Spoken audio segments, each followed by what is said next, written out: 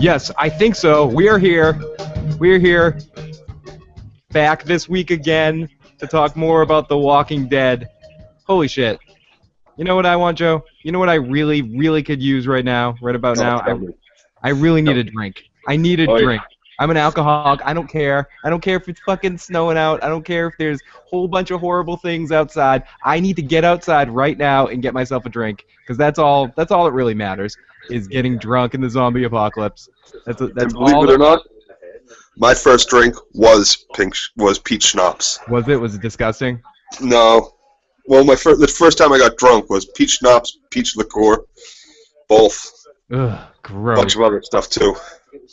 It does raise an important question of how much would you go through in the zombie apocalypse to get drunk or to get messed up. I mean, what would you go to those kind of lengths? Because tonight we had an episode. There was no switching about between story A and story B. Tonight we had one story. We had one single story. It was Beth wants to get drunk and have Daryl take advantage of her. I don't care, whatever else it was set up. From beginning, that seemed like what was about to happen. It seemed like what was going on. Tonight's episode was all about Beth and Daryl, awkward flirting, and I mean, there had some deep moments, and we'll get into it, what like the overall theme of the episode is. But I thought it was a very, very, very weird episode with what was going on with the the objective to get Beth drunk.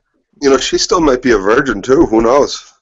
Maybe it was just a first step on the bucket list, so to speak, before she does have, gets eaten. Well, she did have two boyfriends that she doesn't give a crap about. And apparently, didn't cry about it all and didn't grieve. So there's that. So we need to worry about that. Well, anyways, let's restart. This episode was interesting because we hadn't seen them in a couple weeks. So this episode was, I can't believe they're really going to do this. They're really going to have Rick, who's supposed to be the star of the show, be not in a couple episodes here and there. It was really weird having this one just focusing on Daryl and Beth, and especially the whole first half of it, which was very quiet and very tense. They didn't really say much to each other. It was such a strange episode, and the way it ended with the romantic comedy music while they're watching the house burn, like Forrest Gump and Jenny. Right. Let the house burn for us. Weird episode, though. Yeah, no, it was a good episode. It was. I like when they do that. I like that they focus on. They have character spotlights, so to speak. They did it with the governor before without Rick in the episodes. I like it. I think it works well. I think it worked interesting in this case, but I did find, personally anyways, part of this, like the first half at times being a little bit bored by it and felt like it could have moved a little quicker. And I feel like they tried to do a lot of good things, but again, they got in a little bit of trouble with the fact that the previous administration there messed some things up, especially with Beth, who just seems like they had to counteract a lot of her stuff she's done in the past just into one neat ball, just because she hasn't been even in a lot of cases. And I thought even in this episode, she'd have one motivation coming some way, and then it would go in a completely different direction. And I mean, maybe that's to say because she's a teenager, and teenagers are like that, and she's a woman, and women are like that. But I just felt like it was a little out of control at times with her acting like she doesn't care, and then being the emotional connection to Daryl. But let's get into this episode, because there's a lot of stuff. It's a lot of just things happening and a couple of themes that come along the way. So, and I know you wanna hurry up so you can watch. You get True Detective later too to get into. So we'll try to get you through here as quickly as possible. And Joe's sick. Joe's with us, feeling very ill. So if he was showing me his dirty flakes on his nose, I hope you guys all enjoyed that. It's gross.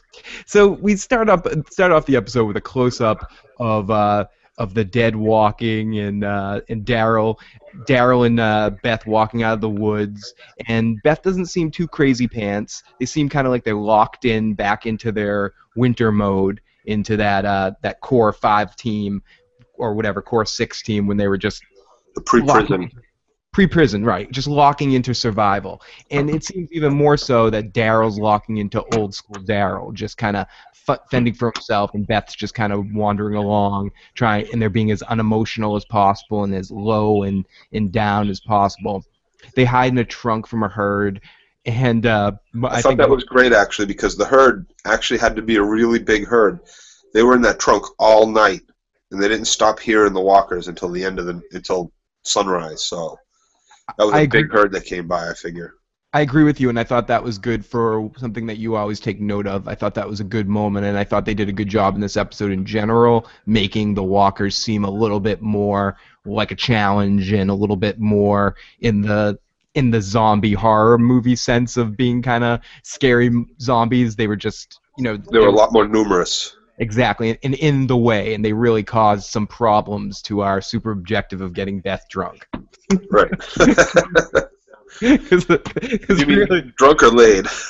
both. I think that was honestly there was so much veiled sexuality in this episode between her and Daryl, and you think it's like all wrong and stuff, and then you look at the actress that's playing Beth, and she's supposed to be playing I think a 17-year-old or something, is 28, so it almost it ends up making it okay, but still, I always thought of her more as Carl's girlfriend than Daryl's.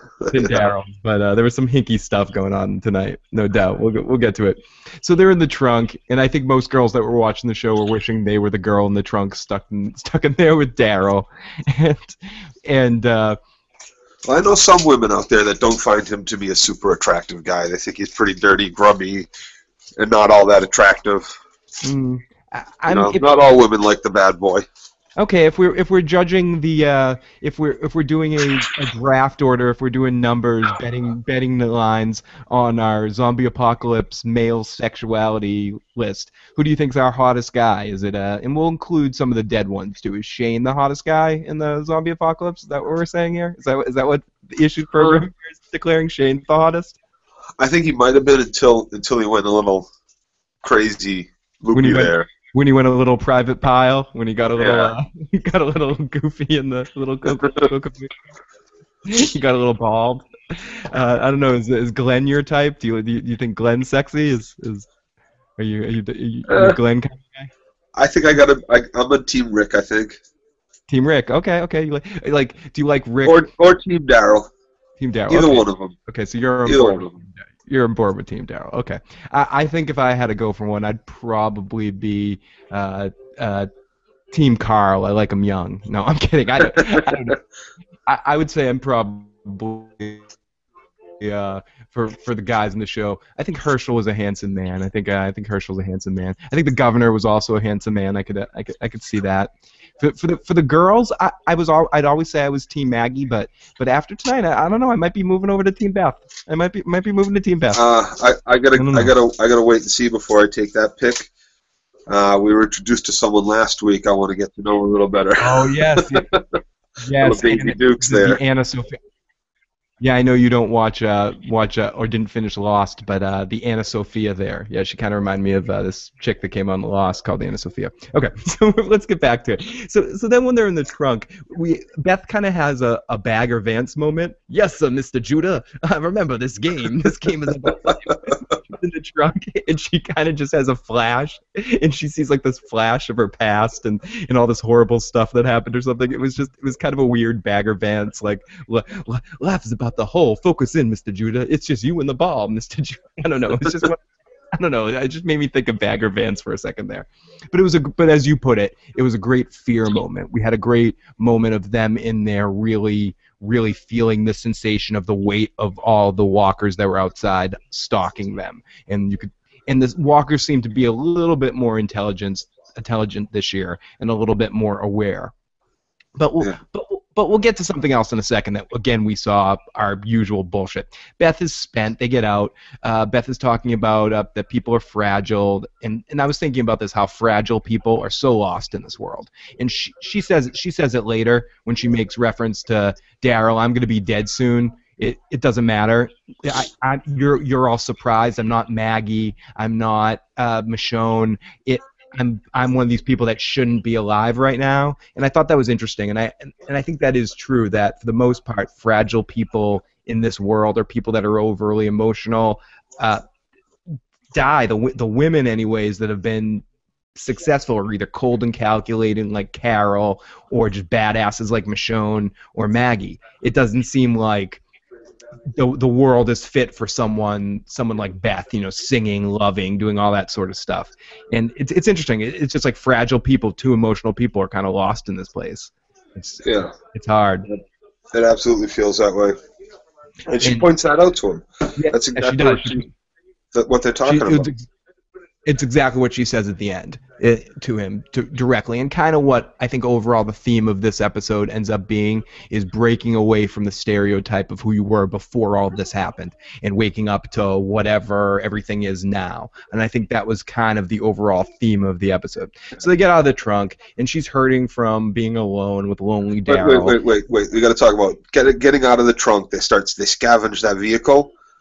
Daryl ends up with a trash bag full of shit from around that vehicle. She grabbed a piece of the headlight and an empty plastic bottle. That's it. I think the whole episode was focusing on that. And I have that question later in the next section about. But we can address it now. Like, would you do the same thing Daryl's doing? Would you take the money? What's the point? Yeah, what's the point? It's been almost 2 years. Have you heard a single person say, "Give me $100 bill for that, and I'll give you this bottle of water or whatever"? Like he even comes to that realization at the end. He lights up the money to light the house on fire. Yeah, but and I think it connects back to just I think what our overall theme of this episode is. And again, I agree with you. It's one of those. It doesn't seem like Daryl's that stupid. It seems like he's traveled further enough along that he shouldn't be doing shit like that anymore. I feel like in this episode they kind of took them both backwards to take them forwards a little bit, and especially with Daryl, I think they did, and I guess it makes sense with dealing with everything that they had to deal with and kind of the breakdown at the end. But I thought it just came kind of sudden at the beginning. But I guess it makes sense from the nature of where they're heading from. The tragedy at the prison and stuff. But yeah, she's hurting from being lonely and kind of being with a lonely hunter, Daryl. Like she's weathered by it. You can just see it in her eyes. But and she says it. I think this is right when she says it. She's like, she says, you're a loner. I'm needy. Blah blah blah. Whatever.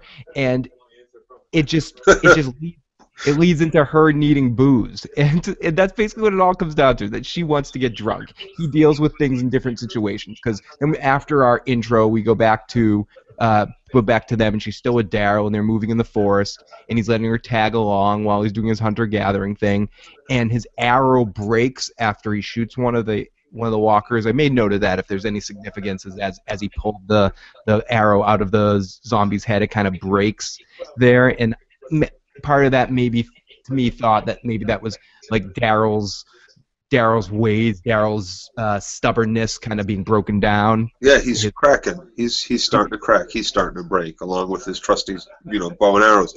I mean, we also saw him. He's made his own arrows in the past. When they were camped at the farm, he sits down and he makes himself a bunch of arrows. Exactly. So it's kind of connected to him and his past. And they're not arrows. They're bolts. They're bolts. Excuse me. It's a crossbow. No, I'm sure one of our fact checkers that's listening to this later would correct us if we didn't say that. So thank you very much. So there's no dialogue for this whole big open. It's just them doing stuff and setting up defenses. You see that Beth's not completely useless. She's lighting up fires with glasses or a big glass thing, getting food, getting into. Do they need that? How long have they been on the road for? A couple of days, or are we like?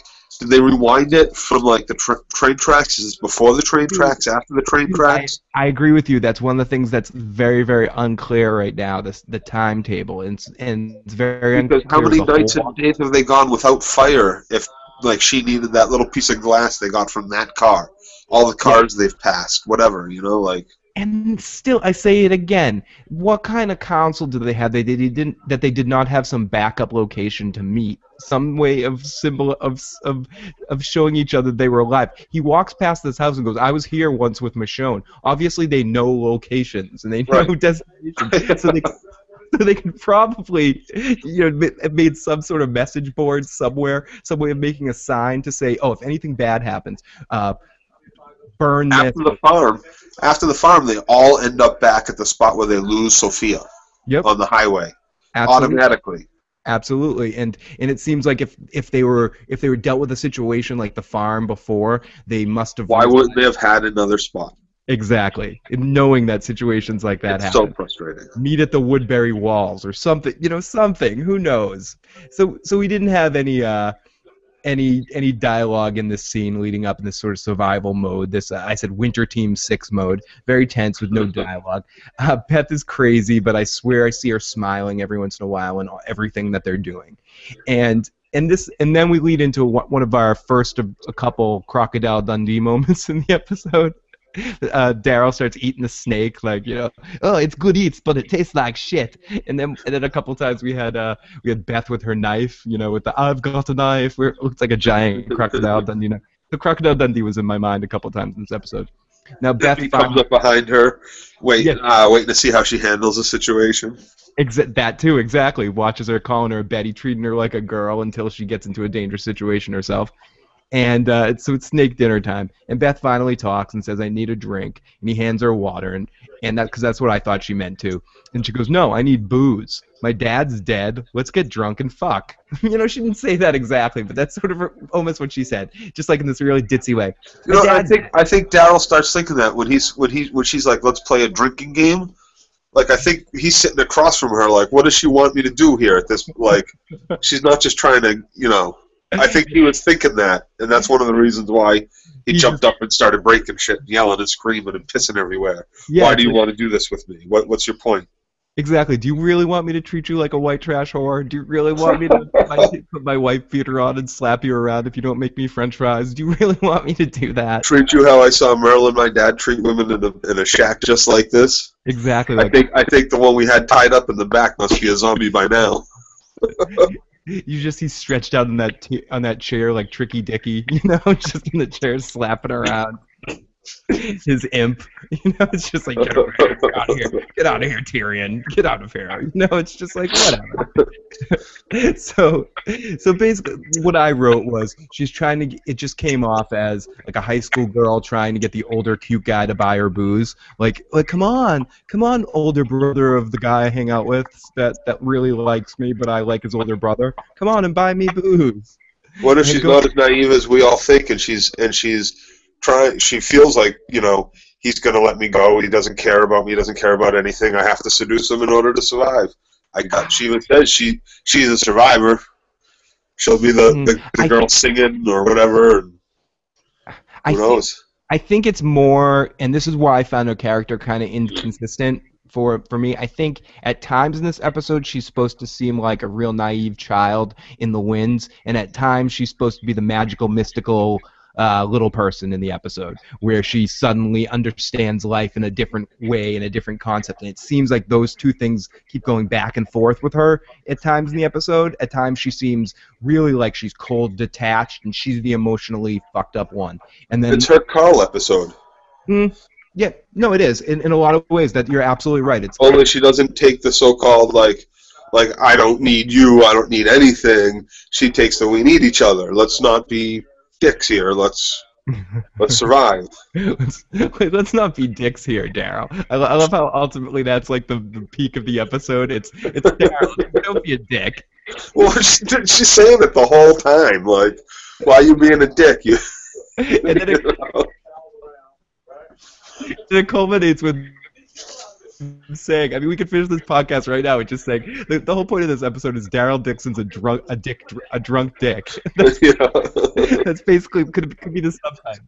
He's not a Daryl good Dixon, drunk. the drunk dick. He's not a good drunk. So she was really funny. It was a lot of really great Beth moments this episode, and so she's Beth's trying to get the older guy to get her hooch. He basically says no, screw you, I'm not getting you hooch. And so she's like, I'm gonna go off on my own. I can take care of myself. What Joe was saying, I can take care of myself. I'm going off. And then as she walks off, she has a total Winnie Cooper moment, like, Kevin Arnold, you're such a jerk. She just goes, jerk. And there was so much of this episode, and I wrote this down several times, that came off more as a romantic comedy starring Jennifer Lopez than The Walking Dead. Right down to the end montage music scene. And I'm not saying this is a bad thing. The episode just especially the last two, have had completely different feels from anything that The Walking Dead on television has been before. It feels much more comic booky and less serious, less emotionally tiring as the first the middle two seasons were, as 2 and 3 were, and more comic-y, if that makes sense. A little bit more sitcom-y at times, a little bit, or at least this episode felt it at times. It just, I don't know if you got a similar feeling. It just felt very. Well, it's like they were trying to be pretty heavy with these last 2 episodes. Like, there was a lot of heavy shit that Daryl talked about, just being a nobody and nothing, and she talked about how, she's basically still a little girl. And then last week with the suicide family and the planned rape of Michonne. Like, I think they were trying to deal with some heavy stuff, but they did a good job in keeping it light at the same time. I agree with you. And this is a compliment to the show. They found a very interesting balance of dealing with some heavy stuff and giving it to you a little bit more comedically, or adding a little bit more humor into the mix. They did it last week with Flat Top and Glenn. Yeah, and Glenn and that whole thing. There was definitely some comedy there, and son of a dick, or whatever he says. I mean, they definitely try to throw in a little bit kind of fun stuff. So she has her, speaking of Carl, she has her Carl moment when she's trapped behind a tree and all these walkers are coming to get her, and she's got a knife, and this was I wrote the second Crocodile Dundee moment, and apparently she also has magic. Even though I'm wearing a tank top and a walker is on top of me behind me, I'm going to have no scratches on my arm powers. Because she's a main character. She's wearing a tank top, wrestling with a freaking walker, and the walker doesn't scratch her. But whatever. And she stabs him. I'm not sure that scratching has an effect. I know biting does, but I'm not sure scratching does. I'm pretty sure, I'll have to rewatch season 1, but I'm pretty sure that the gentleman that died on the bus, the one that we were with in season 1 that got turned into a zombie, like in our group, I forget his name. I think he was just scratched, and I thought it was established in season 1 that scratches turn you into a zombie as well. What bus in season 1? There was, or in the Winnebago in season 1. There was one gentleman, I forget his character's name, but he was one of the original. They left him by the side of the road. Yeah, no, he got bit. He had a bite mark on him. Yeah, they left him on the side of the road. He didn't want it. He was the guy that went crazy. He was just digging ditches, and they all had to. He was digging graves, and at the end of after the camp got attacked, he was like, "I guess that's why I was digging ditches." I'll have to fact check this, but I thought it was established early on that scratches do it too. No, I think CDC Jenner, Professor Jenner there, I think he says also that you have to be bit. I don't know about that, but I know that the guy that was left on the side of the road, he was bit. He was bit. I know it was on his like in his stomach, like above his stomach and in his rib area. For some reason I thought it was a scratch. But anyways, we can figure that out at a later date. So she was pretty funny after this moment. She's like, "I'm not staying in this suck-ass camp.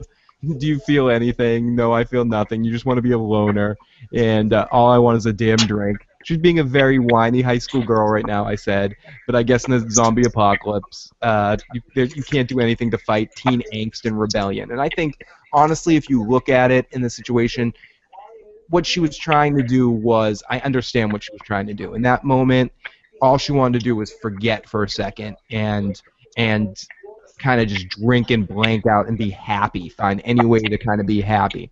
But that's where I think, again, there was a little bit of a mismatch balance, because I feel like at times she did seem happy in this episode, and at times she was like telling Daryl to cheer up, but it seemed like she needed a drink to deal with it. But I guess they did a good job at setting up that parallel between the two of them of why they are a good team, and why I think that they were giving them all sorts of romantic, that they fit together vibes. But yeah, maybe they were just testing it out. So how long can Daryl go? It's been at least a year and a half since Daryl got laid. At least, who's the last? Have we ever actually seen Daryl with a girl? I mean, never. Carol, he almost kisses Carol on top of the bus. On top of the burnt-out bus at the prison. Are we to assume that Carol and Daryl did it? Are we to assume that? No. We never even saw him kiss. And she makes a joke. She goes fishing for a joke about, like, having him give her head or something like that on top of that bus. And he's like, stop it, and, like, walks away. He wasn't thinking of her. Maybe he was more sorry for her than, like, hot for her. You think Daryl Dixon? Oh no, Merle's made him had sex with a hooker. I was gonna say, is Daryl Dixon a virgin? And no, probably never really has been in love because he didn't want to. Because of having a person like Merle in his life, he would never want to bring a woman into that situation. But but I bet he's had some hookers. Or just like cheap, meaningless drunk sex, where he yelled at the woman in the morning. Yeah, get out! You don't know me. What exactly do you love? I'm a redneck. Blah! Merle will rape you if you stay. Get out of here. It has been established that Daryl Dixon is a dick when he's drunk, so that's very possible. So we're still with these two, and this is at the point where I realized that it's just going to be Beth and Daryl all episode. And they found a golf course. What better place to find booze than a golf course? Schnapps. Schnapps. And Daryl was looking very Casey Jones in this scene. He was walking around with a golf club and just looking kind of extra badass. And that just got me thinking. The Ninja Turtles could survive the zombie apocalypse. They'd be in good shape. And so would Casey Jones.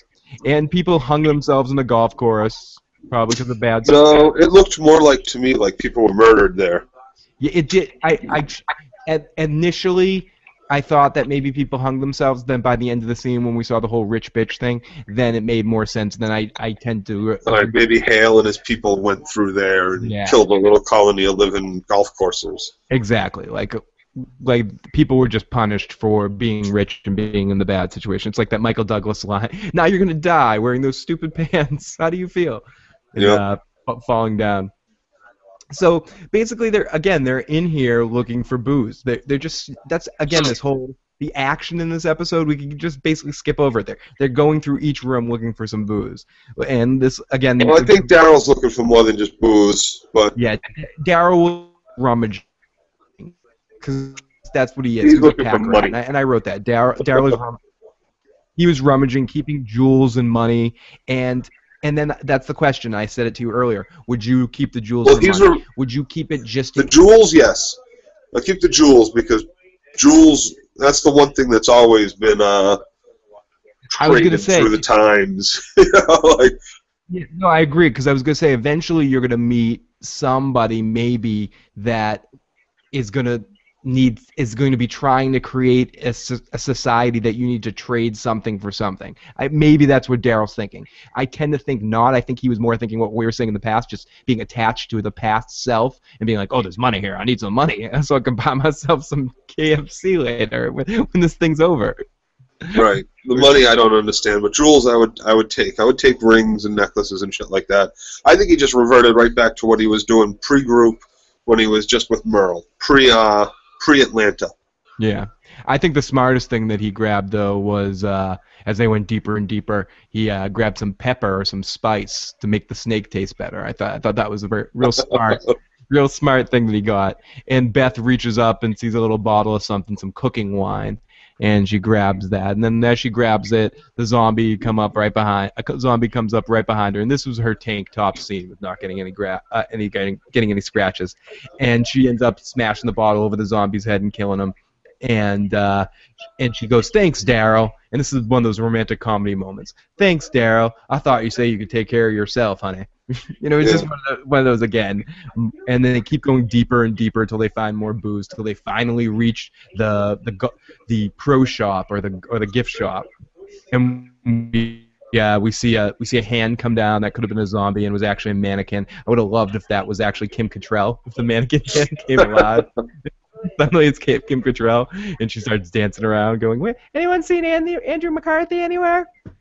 But anyways, so Daryl's still looking for cash. He goes right to the fucking cash register and starts to try to open the cash register to get loot out. Okay, buddy. Okay, you're so white trash. Yeah, I know, right there, right. Right there, he just goes right to the trash. Doesn't try to fuck around. He's like, "I'm going to the trash. Give me that fucking trash." And Beth, as I heard Kate saying it before we started the show, Beth goes and changes clothes and grabs a all white shirt for some strange reason. There's plenty of colors, but she decides to go for a white cardigan in the middle of the zombie apocalypse. It's pretty smart, Kate. Pretty smart, Beth. Good job there. So Daryl doesn't look for any clothes, and this is where we see another dead woman that has "dead rich bitch" written on her, and you just get the vibe that, as Joe was saying, some crazy shit went on down here. We don't know exactly what happened, whether it's people ran to the golf course when shit went down for refuge, and just shit went down, or another group came in there and wiped them out. We just don't know what happened. So Beth is trying to keep. I wrote that Beth is trying to keep her humanity, and by taking the rich woman down and bury her. But this is the moment that she wasn't consistent, because we dealt with a few minutes earlier when she was just being very cold and about the dead people, and just the way she's talking about her father. The whole episode is very cold, like she doesn't care, but yet she cares enough to say, let's take this woman down, and she doesn't deserve to die like this. I just felt like that was one of those moments where it was a little out of character. But whatever. But whatever. The clock rings, and it attracts some zombies, which is really cool because it was a good precursor. Because earlier in that scene, Daryl looks at the clock and gives this look like, oh wow, it actually works. Yeah. And all the zombies that were outside kind of storm in, and Daryl goes crazy, Rick on the zombies, and kills them all. Beats the fuck out of one of them with a golf club. I got to bring in a little bit of symbolism here too. The clock. And it being with Daryl, the clock chimes. Let's think back big deal about watches for a minute here. We got a scene with Rick and Carol in a watch before the episode before Herschel dies. Herschel gives Glenn a watch. Also, what's his name? Dale. Yep.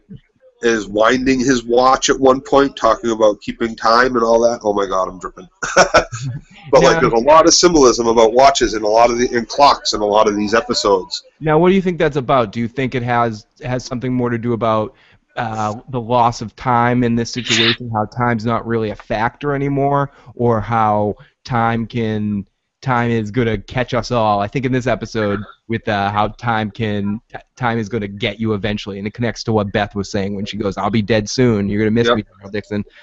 Time's running out on all of them," and how what happened in that situation is going to keep happening, and eventually one of these times Beth's going to be dead. So.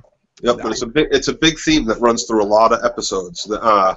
It's been watches and clocks and time have been talked about by the guests in almost every season, I believe. So it's obvious, and then we even have, if you want to bring it so far, at the CDC, the big countdown till the CDC explodes. There's a lot of reference to time and watches, and just even without having to bring it up this time, and having he lifts the clock, he pays attention to it when he hears it start ticking, and then it dings, it rings 3 o'clock. So. Yeah, and then that just symbolized Daryl having it's time to clean some motherfucking clocks. No, Daryl transition. That's why they call me the transistor, Joe. And Daryl beats the fuck out of all these zombies with clubs, and again we have a very funny moment where he goes 4 on the head of a zombie and knocks off the zombie's brains right onto Beth's white shirt. I mean, golf clubs are pretty lightweight. Don't you take 1 or 2 of those with you? Those are a great weapon. Absolutely, and even if the head pops out, then you have a stabbable weapon. Right, which he happened. Yeah, no, there's a reason why Casey Jones, a hockey player, kept some golf clubs in the back of his in his little case to kick some ass. He liked it. No, they did some damage. So they finally made it to the bar, and she goes behind the bar and notices that most of the booze is gone, and she goes, "You may think this is stupid, but all I wanted to do today was lay down and cry, but I can't do it. You can beat up a walker and make you feel better, Daryl, if it makes you happy, but I need to get drunk." She makes a lot of good points. She does, and that's where I feel like I think they do a great job with Beth this episode establishing who she is. And I think there was, I heard at the beginning of the Talking Dead episode, Chris Hardwick said it, and he's right. There was more done for Beth in this episode than was done in the entire series. Absolutely. And I feel like they did a lot of great stuff with her, but there was so much stupid shit and like not matching up character stuff because she was just sort of in the background before, that this episode had to sort of skate over a lot of it quick, like whistle by the graveyard with it a little bit and kind of just make her up as they went along here and kind of decide who she was in this episode. Nothing in her past really made her who she is. In this episode, you see a lot of you basically discover who she is in this episode. She actually comes out. I think they really hint at it a lot in the previous seasons at the prison when she's singing, and Daryl talks about that. And just he brings up a bunch of her scenes from the past, her cutting herself, her. I think that's the thing though. He brings that up almost as a way of being inside, reminding us of all those moments. And that almost seems to me a little bit, and I could be reading too much into this, of the writers' room going, we have all these things. How can we make all these things add up to make her a real character? And I think they did it successfully, but I think in a couple ways, a couple of things are counter-reactive, like in the way that she's emotional enough and in touch emotional enough to sing and know everybody else needs that kind of levity, yet when bad things happen to her, she has no emotional reactions except for when it's convenient. It just seemed like it didn't really always balance out. I feel like they corrected a lot of it in this episode. Well, I think they did one very specific thing in this episode. And she even brings up the comparison between her and Maggie. She's not Maggie. She says, I'm not Michonne, I'm not this person, I'm not that person, I'm not Maggie. But one thing she is, and there's a lot of parallels drawn here in this episode, she is absolutely her father's daughter. Yes. She's absolutely Hershel's daughter. She has a brain on her head, she knows how to talk, she knows how to think, and she's empathic. She needed a drink. No, and she's empathic, which is really important because she ultimately, I think what they're doing here is what formerly was Dale and then ultimately became Hershel is now going to become Beth, the heart of the group, the emotional center of the group. And when Hershel and Dale had to, they kicked ass. Yep. You know, when she had to tonight, she did too. No, she did. She had her moment. She got her shots into Daryl, and it was starting here where she was like, "Oh, I want to lay down and cry, but you can beat up a walker. I want to get drunk." Daryl continues his rummaging through people and getting all this stuff. She finds some some peach schnapps, and it's the only thing left. And she asks Daryl, "Is peach schnapps good?" He just answers coldly, "No." And he says the only thing left. And Daryl starts playing darts, which is really funny. He's just shooting darts in the corner and shooting like people's heads, you know, like throwing it at the golf club presidents and stuff. And she notices that there's no clean glasses to drink from, and she's like, I can't drink, and she's gonna guzzle the bottle, and right there she finally breaks down. She finally starts losing her shit and gets emotional for like probably the first time we've ever seen her this emotional since she tried to kill herself. And Daryl picks up the bottle and smashes it and says, if you're gonna have a first drink, it's not gonna be peach schnapps. And at this point I wrote, maybe Daryl will step up for her and give her the kind of support she needs. If the only thing you had to do, and then I was going to ask you if the only thing you had to drink was peach schnapps, would you forget it or would you drink it? But I think you already answered that you drink it. You definitely drink it. It was a very tense scene though. It was very emotional, and this is where we start our emotional moments here. Beth totally breaks down, and you just see Daryl start to care, and like the emotion that she ends up calling out of him in this next scene that we're going to get into. He's starting to poke through on him. He's starting to come through. The new Daryl is starting to poke through. So we go into where she's trying to guess what he did before. He was a motorcycle mechanic. What did he do? Blah, blah, blah. And this is where they find the place that he had seen before with Michonne that reminds him of his childhood home. He goes, it's better than a liquor store. He opens up a thing and find some moonshine. And what I wrote here before he even starts mentioning him, I said he's all in Merle mode now. He's like, oh, I'm be like Merle. And they go into this crack house and it's let's get drunk time. And and she gets a little scared. She's like, Daddy said that if you drink moonshine, it makes you go blind. And Daryl's like nothing worth seeing after all. And, and she takes a shot, and she's like, worst disgusting stuff ever. But the second shot was totally better. It was just a total teenage, I'd seen this in reality so many times.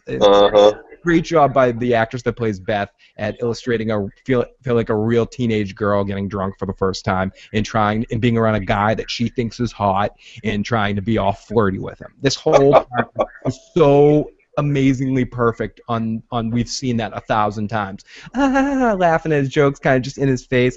Oh my god, you're so stupid. You're so stupid. I've never gotten drunk and done something stupid. Well, we'll get to I'm never. And she asked him are you gonna get drunk with me? Come on, drink with me. And he's like, I'm not gonna get drunk. I just have to keep watch. But I wrote right before there, it seems like there was more to it than that. Like he didn't want to get drunk because maybe Daryl Dixon becomes a dick when he's drunk. Daryl knows that's why he didn't want to drink. He Exactly. also knows being drunk in the apocalypse means being dead.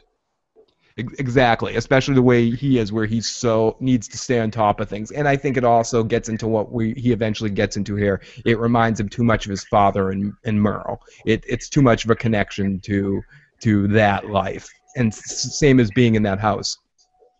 So she keeps trying to get him drunk, and she's like, "Are you too busy?" Because he's like, "This place is reminiscent of the past." He picks up a porn mag and he goes, "This is the internet," which I thought was funny. And she keeps trying to get him to be drunk, and she's like, "Are you too busy watching me?" And they notice that a walker's outside, and they need to kind of stay in there for the night. And this is where I thought they were going to start fucking, because she says something like, "Oh, so we're trapped in here for the night," and she just gives him this look and like hands him the booze, and then she says, as much as I kind of wanted it to happen, you knew that it wasn't going to happen. You knew they weren't going to actually screw. No, but it was a little awkward. Like, he sits down, I'm going to have drinks with a teenager. And he sits down in the big furry chair and goes into full white trash mode. And I wrote, but like before it actually happens, I go, I feel like we're going to come back from commercial and he's going to be like slapping her around, you know? Yeah, almost, right?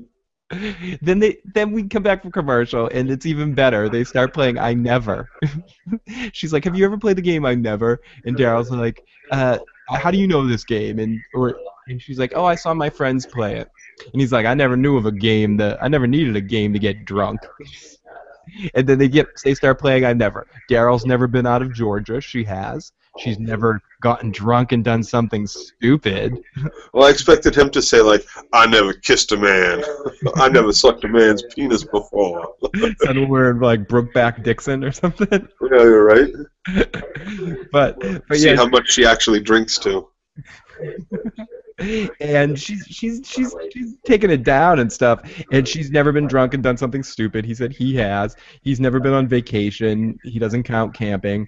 And he's never cut himself. He's never cut himself. And she's trying to seduce him. And no, that happens in a second, that rant. And she's obviously trying to seduce him in a teenage way. And he kind of knows it and is being kind of coy with it. And then she kind of messes it up because she's a teenager and is being cute, like I've never been in jail. I don't even think she meant it as a dig on him. But he's like, "Oh, that's what you think about me?" And then he's like, and she asked him if he was a prison guard, and he's like, no. And that's when he gets up and starts getting pissed and starts getting loud, drunk, and like kicking around stuff and being like a big bad chaperone. He almost reminded me of that, like a parent that's like finds out his kids gets drunk and then sits there and forces him to drink a whole bottle of vodka until he pukes his brains out, and be like, that's why you don't get drunk, son.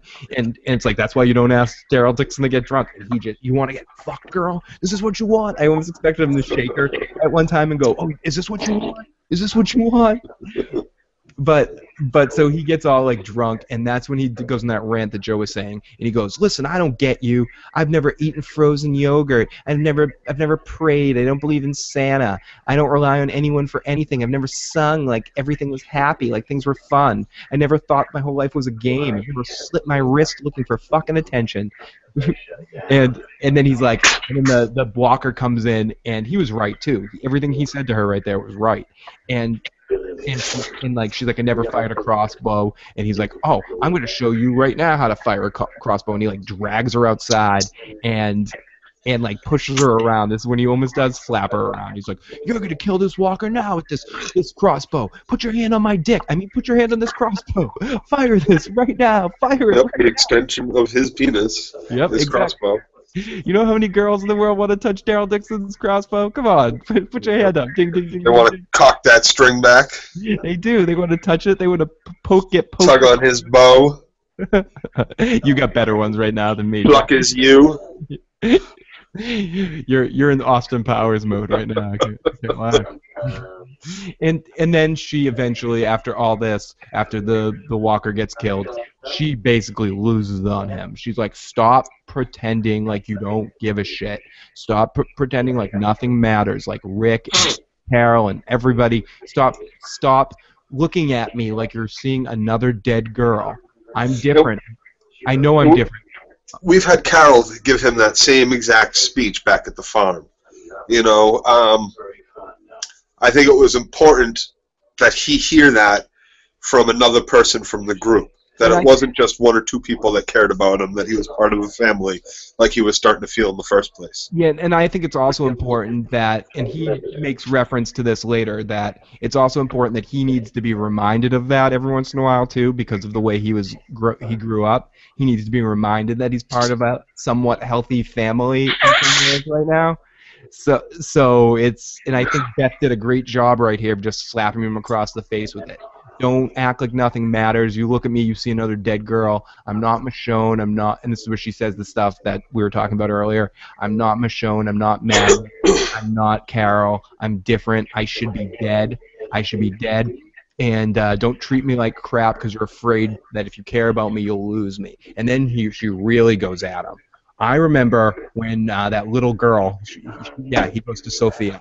When you saw that little girl, I saw you. You were like me. I saw your face when you saw that little girl. You cared. Get out of here. You care. And then he goes back. You were so cold. No tears for your two boyfriends. No tears for your father. You just want to drink like some teenage drunk whore. I forget what he calls her, like some teenage bitch. Essentially. And yeah, it's on me. What happened to everybody? It's on me. I stopped looking for the governor. I was away. I got too comfortable. I could have done something. I would have helped if I was there. If I wasn't dealing with the thing with Myrtle, I would have dealt the situation. I could have saved your father. I could have dealt with it. I messed up. This is all my fault. And you get the feeling like something that we were talking about last week with Abraham Ford there. Daryl also has a little bit of superhero disorder, and he has a little bit of feeling like when he cared about all these people, he didn't want to lose them, and he feels like he's the one that could have saved them all. It's not just solely on Rick to feel this way. Daryl also feels this way. He feels like Michonne was warning him. Michonne was saying the governor's still out there. He's going to get us. And he was like, come on, give up on it already. Let's just be happy. Let's just be comfortable. Let's just go. Yeah, he listened to Rick. No, he does. He feels guilty. This was all coming from a place of not uncaring, but that he did care, that he feels responsible. You know, absolutely. Exactly, and it was just a great scene, and it was and really emotional. And Joe and I were texting back and forth like our schoolgirl selves, saying we were both in tears at that part. And I think what was awesome about that, I think this whole episode, I got to give the actors a lot of credit. And as a fellow actor and being in a lot of productions and stuff, when a character's supposed to be drunk, the most difficult thing to do is a character to play drunk, because most of the time actors overdo it and they act too drunk. I think both of them did a great job playing drunk without playing too drunk. You know what I mean? Neither one of them seemed like they were smashed. She wasn't gulping down. She was taking small sips, if you notice. Exactly. Everybody must have told her, you cannot gulp down moonshine. This is your first time drinking. If you did that, it would burn. She would have been puking everywhere. Like, those little sips she was taking burned her whole mouth.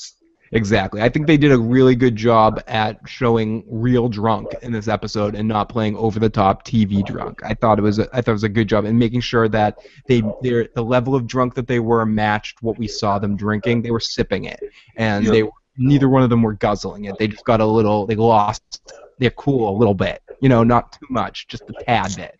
And I thought it was a great scene, and it just worked up really well. So I almost thought, though, and we get a lot of good stuff, and we're going to get to our last segment here, but I thought that the episode might have should have been, I hate doing the rewrite, but could have even been better if they reworked it that was the final scene. I just thought that was so emotionally brilliant that the episode could have ended on that. I mean, I like some of the I stuff. really liked the Forrest Gump moment. Let's burn down, bulldoze the house, whatever. I liked it. You like the Forrest Gump moment? Okay. The flip him off, and that is a signature Daryl thing. Not Daryl, but that finger. I've seen so many pictures of him online flipping the bird. Yeah, no, I hear you. I like the scene, but I feel like if again, we'll get to it in a second. It almost just felt like it was out of a different show to me. It felt like suddenly we're in maybe it was the song. Maybe they could have picked a different song. The song was too indie rock. I felt like I was watching How I Met Your Mother or something. And Okay, I can see that. Like Ted was about to meet the mother. It was like, I don't know. I just kind of felt like that. We'll talk about it in a second. So we go back, and if this episode couldn't get more white trash, it's them on the porch, sitting on the porch. Hot Georgian night. Yeah, exactly. Sitting out there on the porch, talking about how she knows why her dad stopped drinking, and he's like, "Why? You feel sick?" And she's like, "No, I like it too much. Yeah. I wish I could feel this way all the time." And Which shows that if she wasn't drinking a whole lot, if she had been guzzling that stuff, she'd have been, Daryl would have been right. She'd have been really sick. And this is where we get our great line, Daryl Dixon saying, "I'm a dick when I'm drunk." And we get a really good story, and I like this story enough. I wrote every single moment of this story down. So Merle had a dealer, a tweaker, and I was at his house one day. We were watching TV. This is where Daryl explains what he did before, finally tells her what he did in his past. Yep, they were drunk before noon. Exactly. I was drunk before noon. I was drinking all day. I was shit-faced. Merle was high. Merle was talking shit about TV shows with some tweaker, and it was some tweaker's kid's favorite show. So Merle punches him. Cartoon about a talking dog. Yeah, cartoon about a talking dog. Underdog? Are we to assume that they were talking about Underdog? Oh, could have been Scooby Doo. Could have been Underdog. Could have been Jefferson. Anything that has a talking dog. But I'm guessing just the way it said talking dog like that, like directly talking dog, I guess I just, for some reason, my mind went to Underdog, and maybe what Merle was saying. Family Guy?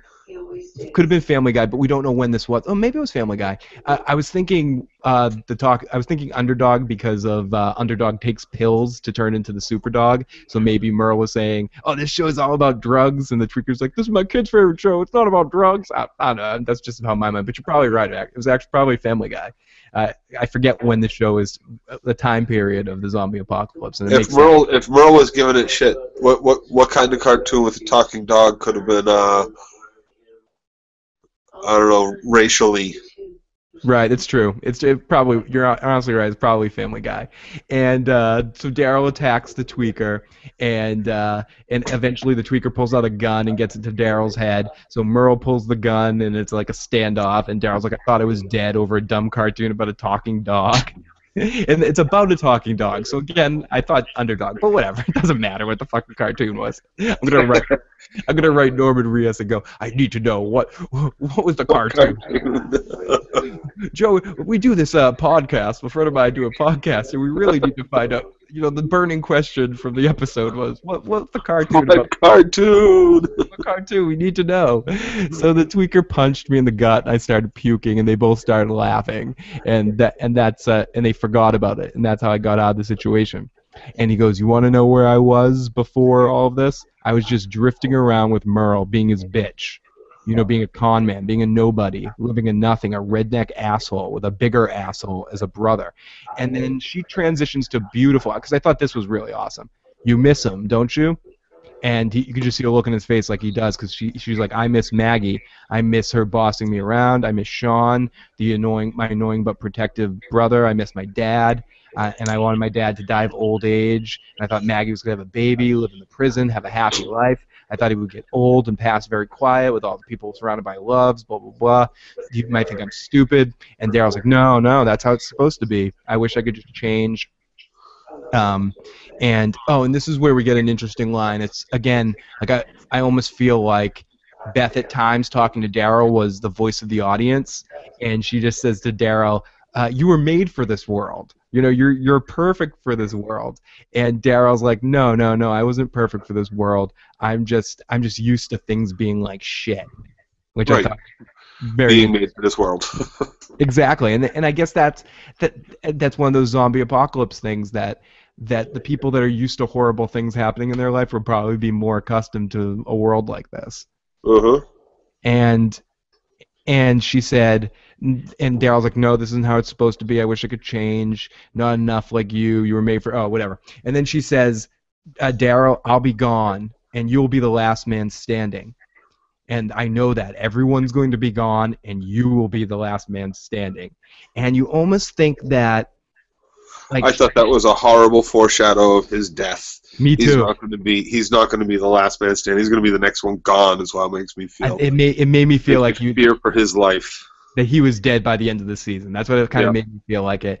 But her reaction to that was almost like joy, almost in the way that if you're in a tournament, a poker tournament, and you get beat by someone on a fair hand, it's like, oh, okay, if I'm gonna lose and be out of the tournament, Phil, he's on my team. He's, you and me are on a poker team together. Essentially, I consider it. So it's like if you'll be rooting for me in that tournament to win, and you'll hope I'm the last one surviving.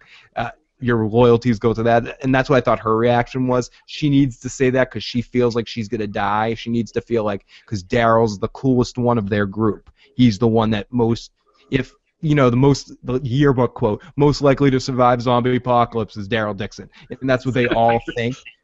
So it's like they all probably feel like, oh, we're cool because we have Daryl on our side. I almost get a vibe like they all kind of feel like that, and she kind of gave that vibe off right there. But I agree. I think Daryl might not die this year, but I think he's not long for this world, and I thought that was horrible foreshadowing that the writers do know when Daryl's going to die. They have it planned out. So after this point,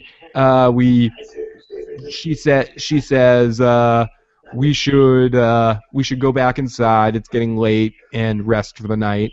And then she just turns to him, and this was my favorite moment for her all night. When we look at the camera, she gets this big smile on her face and goes, "Let's burn the whole place down."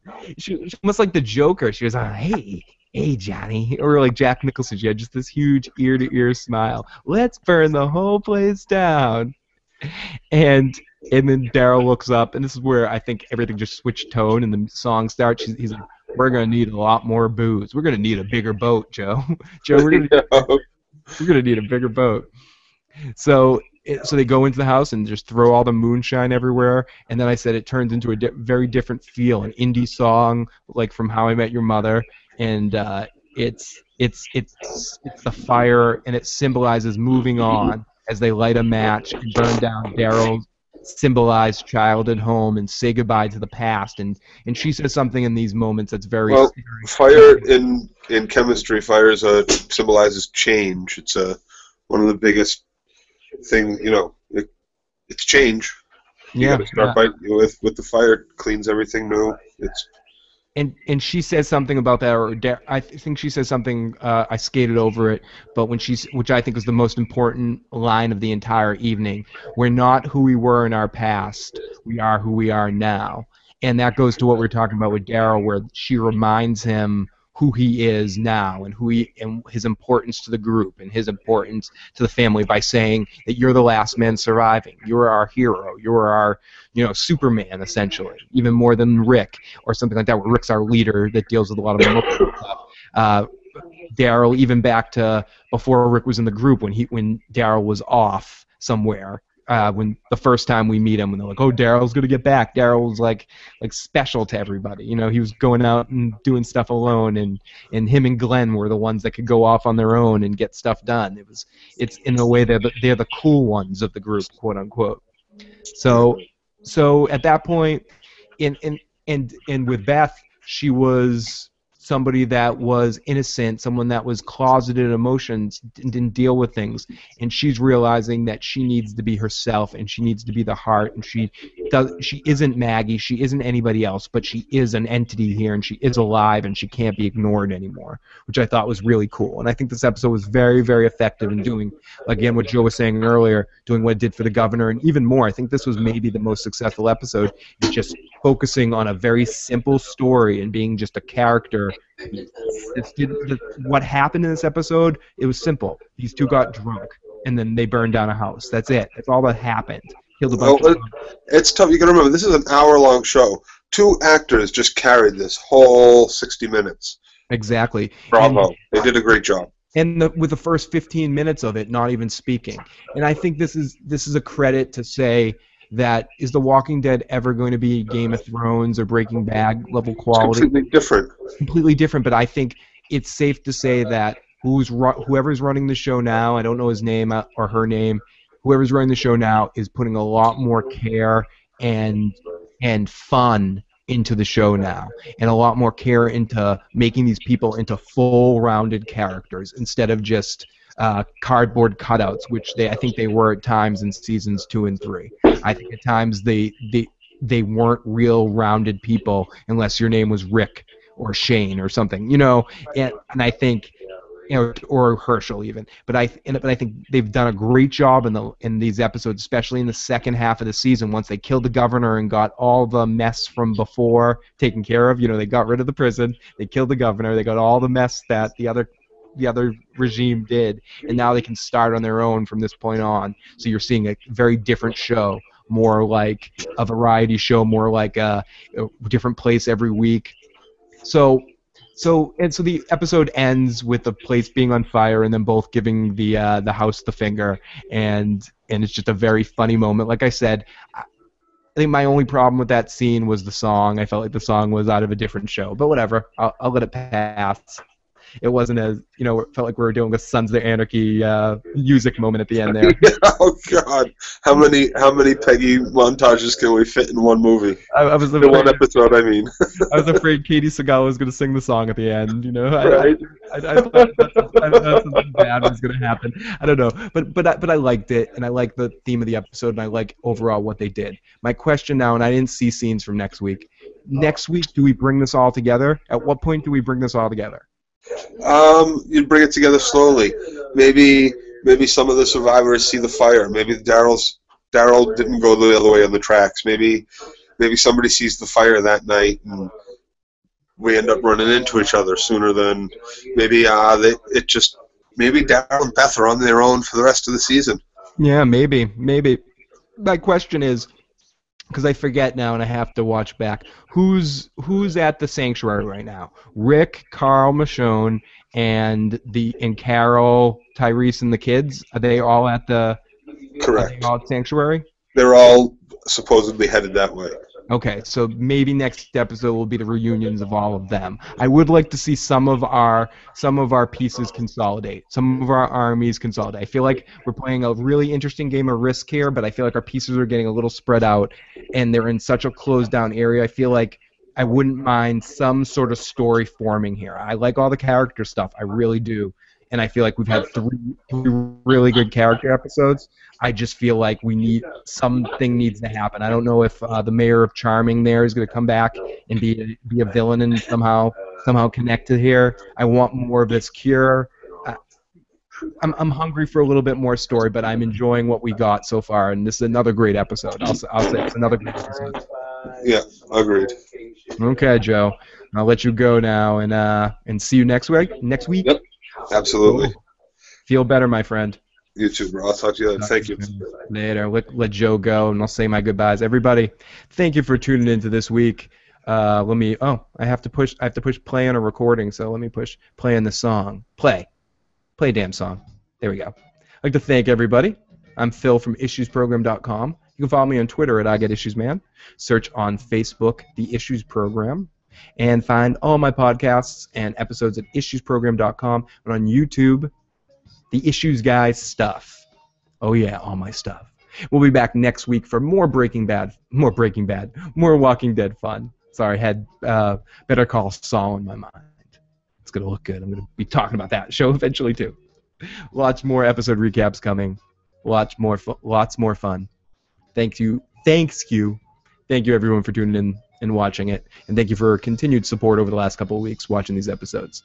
I really appreciate it, and love talking to you. Thank you so much. Have a good night.